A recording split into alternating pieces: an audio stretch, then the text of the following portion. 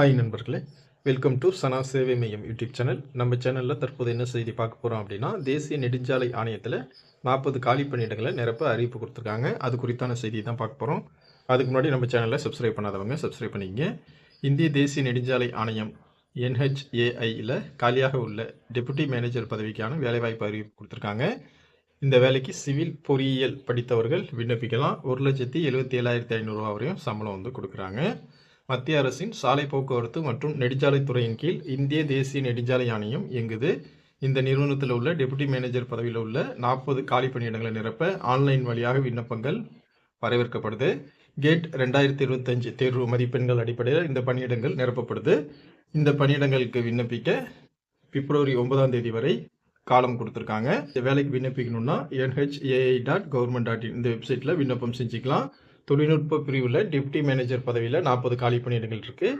பொது பிரிவில் 20, SCக்கு 5, STக்கு 2, OBCக்கு 9, EWS 4 என நிரப்பப்படுது. மொத்தம் 40 காலி பணியிடங்களில் 2 காலி பணியிடங்கள் மாற்றுத்திறனாளிகளுக்கு ஒதுக்கப்பட்டிருக்கு.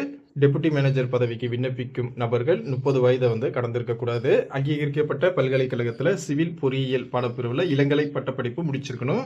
அது மட்டும் இல்லாமல் விண்ணப்பதாரர்கள் கட்டாயம் கேட் 2025 தேர்வில் சிவில் பொறியியல் பாடப்பிரிவில் தகுதி பெற்றிருக்கணும். வயது வரம்பில் SC ST பிரிவினருக்கு 5 வருஷம், OBC பிரிவினருக்கு 3 வருஷம், மாற்றுத்திறனாளிகளுக்கு 10 வருஷம் வயது வரம்பில் தளர்வு கொடுத்துருக்காங்க.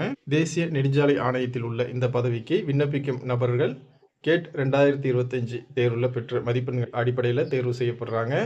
ஒருவேளை விண்ணப்பிக்கும் நபர்களின் எண்ணிக்கை அதிக அளவில் இருக்கும் நிலையில் மதிப்பெண்கள் அடிப்படையில் தேர்வு செய்யப்பட்டு நேர்காணலுக்கு அழைக்கப்படுவாங்க. மெரிட் அடிப்படையில் இறுதி பட்டியல் தயாரிக்கப்படும். ஒரே மதிப்பெண்களுடன் 2 நபர்கள் இருக்கும் நிலையில் பிறந்த தேதி அடிப்படையில் தேர்வு செய்யப்படுவாங்க.